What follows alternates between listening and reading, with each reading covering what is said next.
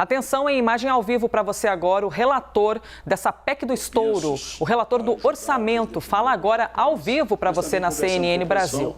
Para buscar o bom senso, para que nós possamos levar à população aquilo que ela interessa e aquilo que ela espera de todos nós, que é resultado. Senador, não é muito arriscado deixar para fechar os últimos detalhes sem os outros senadores terem conhecimento do relatório e dentro da Não, o relatório já está disponibilizado. O relatório já está disponibilizado, os senadores estão tendo acesso ao relatório. Nós faremos um debate com toda a serenidade, com toda a tranquilidade, com todo equilíbrio, conforme requer o Estado democrático de direito, a democracia. Mas não é muito arriscado, senador, deixar para agora, em cima, para dentro Não. sessão? Eu acho que é muito pacificado entre todos nós a necessidade de manter o programa social, que inclusive, é importante ressaltar, ele foi plataforma política de todas as candidaturas durante as eleições. E nós não estamos fazendo nada mais do que isso. Manter o programa social de forma a que ele possa ser implementado já logo no primeiro dia de governo, tanto a questão dos R$600 quanto a questão da proteção das crianças até 6 anos. E permitir o Brasil ter o mínimo fôlego de investir em áreas estratégicas para que os investimentos públicos possam ser indutores do crescimento nacional. Senador, o senador Marcelo... amanhã mesmo? Vai depender do clima dentro da comissão. É natural que o debate se prolongue e que possa se estender até amanhã. A questão agora é nós trabalharmos com toda a serenidade e com muito foco para conseguirmos aprovar esse importante projeto para todas as brasileiras e brasileiros. Passada a CCJ, o senador Marcelo Castro falou que acha que tem uns 55 votos ali no plenário. A sua conta é essa também, senador, para aprovação dessa PEC, 55 votos? A ideia é tratorar? De jeito nenhum. A ideia nunca é tratorar, a ideia é construir consenso, buscar convergência, dialogar com os pares, respeitar as divergências. É assim que constrói a boa política. E nós fazemos assim. Então nós estamos dialogando com todas as frentes. Eu passei praticamente a noite acordando os senadores para poder construir maioria. E estou muito confiante de que o debate político vai ser proveitoso, mas o resultado vai ser positivo e nós vamos dar ao presidente eleito as condições de governabilidade necessárias a fazer a verdadeira transformação social nesse país. Senador, eu lendo aqui o seu relatório, o senhor optou por uma solução diferente, né? Você optou por ampliar o limite do teto de gastos por 2 anos no valor de 175 bilhões? Eu optei em tirar o programa social, isso que eu quero debater com os colegas agora. Nós vamos estar completamente abertos a outras sugestões, mas em tirar completamente o programa social do teto, mas criar um valor pré-fixado para esse programa. A grande marola, a grande dúvida, a grande ansiedade do mercado é que esse valor não ficasse pré-fixado. E isso poderia realmente criar uma insegurança natural naqueles que querem ter uma previsibilidade dos gastos públicos. Portanto, sabendo da responsabilidade como relator dessa PEC com a economia nacional, eu fiz um misto entre aprovar a tese da retirada de 100% do programa do teto de gastos, mas ao mesmo tempo prefixar o valor pelos 2 anos que eu pretendo aprovar, tanto aqui na CCJ quanto no plenário. Para não dar aquela sensação de ampliação de gastos sem freio. Para dar a sensação para criar o verdadeiro sentimento que o presidente Lula quer dar ao país, que é voltar a ter condições de fazer o mínimo de investimento possível para poder induzir o crescimento nacional, gerar emprego e renda, combater a desigualdade, fazer esse colchão social. Essa PEC que alguns chamam propositalmente de PEC da gastança, na verdade é uma PEC da proteção social. Se você não tem valor dentro do teto para poder proteger os mais vulneráveis, você tem que buscar uma solução fora do teto até que se discuta uma nova âncora política, até que se discuta um novo arcabouço fiscal para o país. E é natural que o governo que está entrando tenha um prazo mínimo para isso. Até esse cuidado eu tive. Quem lê o nosso relatório vai ver que a gente estabelece um prazo para que o governo apresente ao Congresso Nacional o novo arcabouço fiscal para que nós possamos avançar. E importantíssimo destacar um ponto que é o ponto que vai atrair a convergência nesse projeto. Senador, eu me debrucei completamente e com muito afinco sobre os números do orçamento de 2022 e de 2023. Se nós repetirmos exatamente a execução orçamentária de 2022, nós precisamos de 148 bilhões de reais para poder executar os mesmos investimentos em 2023. Então, ou seja, nós não estamos saindo daquilo que foi o governo Bolsonaro em 2022. Nós estamos se ele tivesse ganhado a eleição, ele teria que fazer a mesma coisa, ou então teria que passar o aperto que está passando agora no final do ano, cortando recursos de institutos federais, universidades federais, recursos de custeio, e ainda assim precisando de achar soluções, porque não consegue fechar as contas públicas. E qual é o prazo desse arcabouço fiscal que o governo teria que apresentar? Eu coloquei o exercício de 2023 como prazo para que eu tenho todas as indicações do governo que no primeiro semestre do ano que vem será apresentado ao Congresso Nacional esse novo arcabouço fiscal.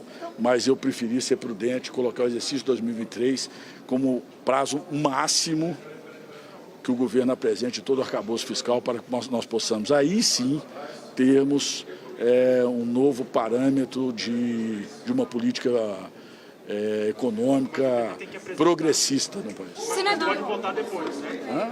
A apresentação pode ser até 2023, mas pode se votar em 2024. Pode se votar em 2024. Eu acredito que há um grande esforço já da equipe de transição, já há um trabalho em curso de discussão e um processo que vai amadurecer ao longo do primeiro trimestre, que será fundamental para dar segurança a um crescimento sustentável, mas que o Brasil se prepare, porque uma coisa que eu vejo nos olhos do presidente Lula, inclusive quando se emociona falando, é de que é necessário voltar com o processo de reinvestimento público como indutor do investimento.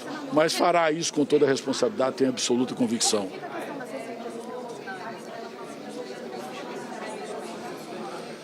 Mantive, é uma discussão que nós vamos fazer, são recursos oriundos de ampliação de receita com uma trava no limite de 2021 e eu quero demonstrar que qualquer um dos senadores, qualquer um dos deputados federais, qualquer brasileiro que usa as estradas brasileiras, as ferrovias, que tem consciência que o déficit habitacional é absurdo no Brasil, não aconteceu sequer um novo empreendimento habitacional no Brasil nos últimos anos. Eu tenho um dado importante para passar para vocês. O ministro do Desenvolvimento Regional, onde está a Secretaria Nacional de Habitação hoje, ele licitou nos últimos 6 meses 1 bilhão e 400 milhões de reais para concluir obras inacabadas habitacionais, inclusive obras que estão se perdendo aí para o Brasil afora, e está aguardando a aprovação do orçamento para apontar a rubrica para assinar os contratos. Sem aprovação do orçamento com o valor capaz de assinar os contratos, as obras vão continuar paralisadas, obras de 2016, 2017 e 2018. O que eu quero dizer com isso? Tem 34 milhões de reais apenas na Peloa com o senador Marcelo Castro para 2023. Ou seja, se não tiver um espaço fiscal que possa, no mínimo, concluir essas obras inacabadas, nós vamos ter milhares de obras se depreciando mais, causando mais custo e onerando mais a União e gerando mais desequilíbrio social do que nós já temos no país. Senador, dá a impressão de que o Lula teve que voltar a Brasília para essa PEC sair. O que facilitou agora que o senhor está apresentando esse relatório? O Lula é um grande líder que vai ser o timoneiro da nação brasileira. Natural que a presença dele seja o fio condutor desse processo, tanto de transição, muito bem conduzido pelo vice-presidente Geraldo, mas bem como dessa relação com o Congresso, para que a gente possa avançar em questões tão importantes, mas tão complexas como essa da PEC Transição. Senador, o senhor falou em obras paradas, tem também a questão do Congresso estar negociando a liberação, o desbloqueio de emendas de relator, do orçamento secreto ainda esse ano. Tem algum dispositivo sobre isso no seu relatório para liberar esse dinheiro parado, inclusive porque tem muita obra parada por conta dessas emendas que não são pagas? Eu não tive nenhuma participação nessas negociações sobre aquele que chamam de orçamento secreto, eu chamo de emenda de relator. O que tem no relatório, na verdade, é para se discutir na CCJ, eu quero fazê-lo agora, se me permitirem, valores para fechar o exercício desse ano, que há um déficit para poder, como eu disse, mesmo com todos os cortes implementados pelos ministérios, por determinação do Ministério da Economia, ainda esse governo não tem números para fechar o país do ponto de vista fiscal. E isso é muito sério. Se o governo, com todos esses cortes... Olha, eu fui outro dia no Instituto Federal, em Almenara, no Vale do Jequitinhonha. O rio Jequitinhonha passando do outro lado da rodovia e eu com os alunos do lado de cá, olhando a água passar e os alunos sem água para beber e nem para tomar banho, porque o equipamento, a mini estação de tratamento desse Instituto Federal estava com a luz cortada por falta de pagamento da conta. E os meninos estavam tendo que andar 14 quilômetros para poder tomar banho. Então são coisas inadmissíveis num país com a potencialidade que nós temos no Brasil. Nós temos que sentar na mesa, discutir caminhos, buscar com serenidade o equilíbrio entre manter a responsabilidade com as contas públicas, mas não podemos deixar de avançar na questão dos investimentos públicos como indutor do desenvolvimento nacional. Esse é um espírito que nós todos brasileiros que usamos serviços públicos, principalmente os mais vulneráveis, tem completa e total consciência e nós temos que saber que nós estamos aqui fazendo esse debate, mas tem 215 milhões de brasileiros lá fora que não estão sequer acompanhando isso, mas que precisam muito das decisões tomadas aqui. E eu espero que a sensibilidade dessas duas casas possam permitir que o presidente Lula possa dar um salto de qualidade na vida de todos os brasileiros, mas em especial dos brasileiros que mais precisam do poder público. O senhor vai ser ministro? O senhor vai ser ministro? Acabamos de ouvir, então, Alexandre Silveira, ele que é o relator dessa PEC de transição, ou essa PEC que vai além do teto de gastos. Está falando um pouquinho mais, mas agora são as especulações da imprensa em relação à possibilidade de Alexandre Silveira ser ou não ministro, caso seja convidado.